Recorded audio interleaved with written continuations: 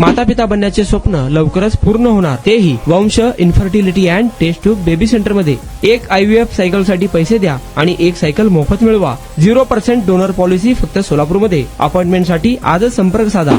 बोरामणी येथील triple murder प्रकरणी मुख्य आरोपी पप्पू उर्फ शंकर मस्के याला 14 मे पर्यंत तर इतर 5 आरोपींना 11 मे पर्यंत पोलीस कोठडी मिळाली आहे। पप्पू मस्के याला पश्चिम बंगाल बॉर्डरवरून ताब्यात घेण्यात आले आहे, तर इतर आरोपी राणी शंकर मस्के, दीक्षा शंकर मस्के, धीरज शंकर मस्के, सचिन शिवाजी वाघमारे व सूरज महादेव मोरे यांना देखील अटक करण्यात आलेला आहे।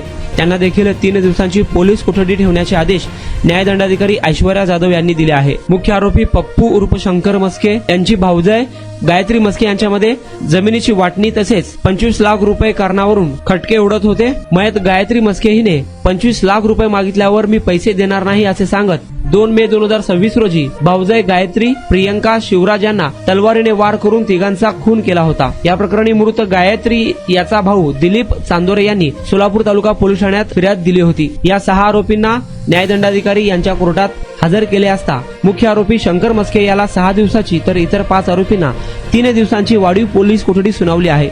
या तिहेरी खून खटल्यात आरोपीच्या वतीने advocate Santosh Navkar, advocate Rahul Rupnar, advocate Chaitanya Nalla यांनी तर सरकारच्या वतीने ॲडव्होकेट संतोष पाटील यांनी काम पाहिले।